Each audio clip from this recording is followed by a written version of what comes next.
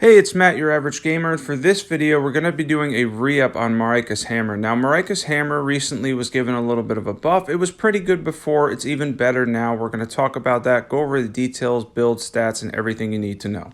And what were the changes to Marika's hammer? The changes were that the recovery time out of the animation for the Ash of War is better, which makes the Ash of War slightly more spammable, but more importantly, you can hit now, if you want to do a charged attack or whatnot, quicker out of the Ash of War animation for Marika's hammer. This is a really good improvement on an already good weapon, and this is one of those weapons that still does fantastic poise damage. Even after the poise damage nerfs across the board, you're actually going to see a poise break right here because it does very good posture damage. A huge benefit to Marika's hammer, makes it even more powerful. Just a quick note, by the way, if you're not on the Discord yet, definitely be sure to join that. It's an awesome growing Elden Ring community. There's over 350 people. I think we're actually closing in closer to 400 now, so be sure to join that and hit that subscribe button too. So the clips here are going to be a mix from Journey 8 and 9. I did a couple side bosses that I was just running around to test the Ash of War on, and then I mainly did the build on Journey 9 with some early and mid-game bosses and whatnot. But it is a very powerful weapon. The Ash of War itself has a good amount of damage, good slam down, and as we mentioned, substantial posture damage as well. Now, the Ash of War itself, Goldbreaker, seems to be split between both the physical and the faith portions, so for me, I'd like to split my stats between strength and faith here to make the most out of the Ash of War.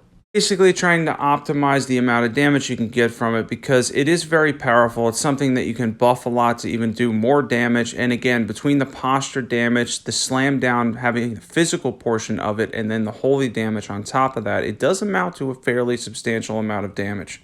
And another benefit to this weapon is how fun it is to use. It's one of those weapons that's really fun to land. Granted, it does have a little bit of a short range, but even so, when you're near enemies that slam down, and then of course with NPC invaders and enemies like Gideon, they get thrown up in the air too, which makes it even more fun. And this is something that you're going to enjoy. This is one of those things where it can be a little bit difficult to land. It can be a little bit difficult to use this Ash of War and to time it right, but once you do, you're going to get a lot of damage out of it. The physical portion, again, the holy damage, the posture damage, it all adds up to a lot, and it's really fun to use, as I mentioned too. We're going to show off a fight shortly with Radahn too, to show off basically how it does against main game bosses, and then we're going to take on a couple more field bosses and show it off on mobs too to see how powerful the Ash of War from Marika's hammer is. Also, in the patch before this one, they did up the posture damage on two-handing hammers as well, regular hammers specifically, so there is a benefit to using charged attacks and then jumping R2s with regular hammers to build up posture too. Which is even better now given the fact that you can use all those attacks very quickly out of the Ash of War, at least a lot quicker than it was out of the Ash of War since the recovery animation sped up, helping you get posture breaks just like this one. However, as you can see, I kind of got stuck inside the dragon's leg here, but it doesn't matter, he's going to go down anyway. And again, another huge posture break with Marika's hammer. So it's definitely something that you're going to see as a theme. If you're looking for posture breaks, this is a very good weapon for them. Now, Radahn did kill me one time when I was trying to use Marika's hammer's Ash of War Goldbreaker because he was able to two-swipe me in his second phase and just everything landed at the wrong time and I did get killed. But the second time I went in, granted this is New Game Plus 7, so he does even more damage, and I was able to time the Ash of War a little bit better and end up using it, making better use of it, utilizing it a little bit better in the sense that I was able to avoid some of his attacks while also timing my jump for the Ash of War, which does have a little bit of a hang time to it.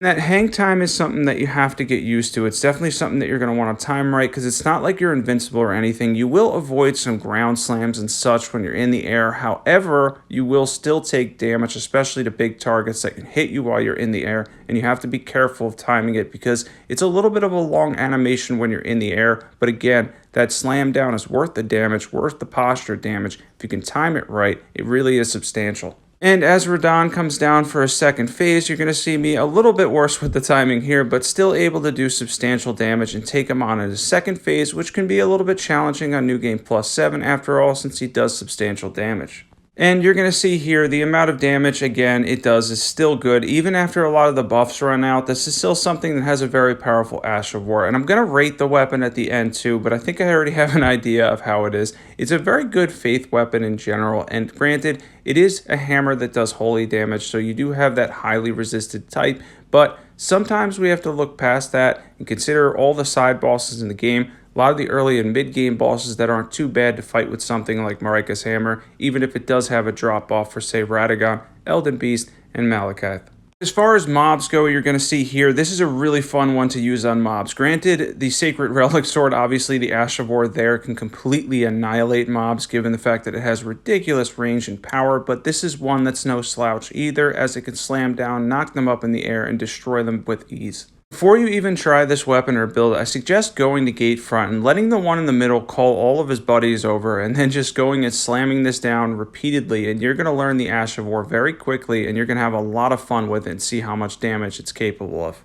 And you will no doubt have yourself a good time with Marika's Hammer. It's something that you're going to really enjoy. It's definitely a really fun weapon. And if you're looking for a faith type build, this is one that you can use on a combination with different things with incantations as well, because you're going to go for a decent amount of faith for the damage on the Ash of War itself, which again is split.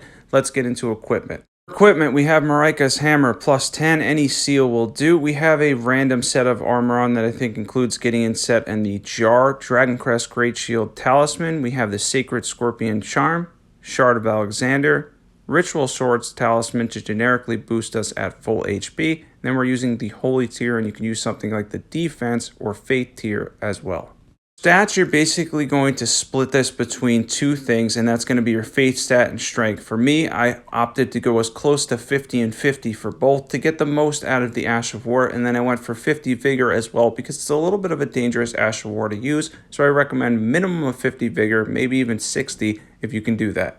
And the Ash of War is either 60-40 or 50-50. Unlike the Sacred Relic Sword, which is entirely faith on the Ash of War, this is one that's split between your strength and your faith stat. Let's get into buffs for this build. So buffs here is fairly simple. First things first, we're going to drink our tier, which has the Holy tier in it, and then I'm using Golden Vow, and then you can throw in Blessings Boon. Goes really well with the Ritual Swords Talisman. I know I mentioned that in my videos. And then last, we're going to use Howl Shabriri to generically boost the weapon art by about 25%. It's a really good buff here, even though you do take additional damage. And then we get to use Marika's Hammer's awesome Ash of War Goldbreaker.